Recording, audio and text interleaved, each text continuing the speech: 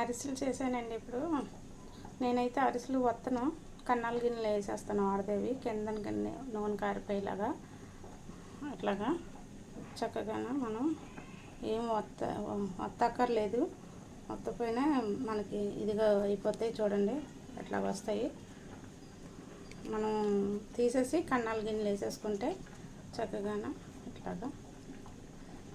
నేను కేజీకి 30 కిలో బెల్లం వేస్తానండి. చక్కగా కాగాక బెల్లం పాకం పెట్టేసి వండ పాకం వచ్చాక పిండి పోసి తిప్పేసుకొని నేను ఒక్కదాన్ని చేసేసుకుంటాను.